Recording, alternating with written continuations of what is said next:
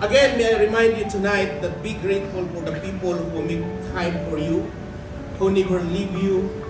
They're always there. And at the end of the day, ito yung mga tao talaga na ma-appreciate mo. Ang tanong ko ay, sino yung may natulungan dito, tapos binalikan ka? Di ba ang sarap ng feeling nun?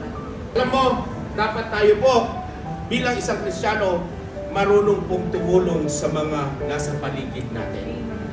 Alam niyo kung bakit?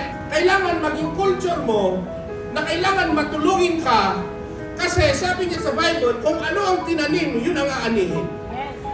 So kailangan, habang ikaw ay pinagpapala, marunong ka nang tumulong.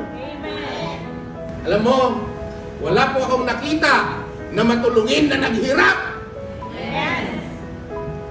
Wala pa ako rin nakita na kuripot na yumaman. Ang sabi na sa Bible, stingy leads to poverty. In Tagalog ko, ang kakuriputan ay magdadala ng kahirapan. Ilocano ko, kinakuripot mo. Before I forget, baka dito yung mga ginamit ni Lord para makakilala ka. Andito yung mga life group leader nyo, nagdi-disciple sa inyo, nagre-remind. Masalamatan mo naman sila. What is my point? Marunong magpasalamat.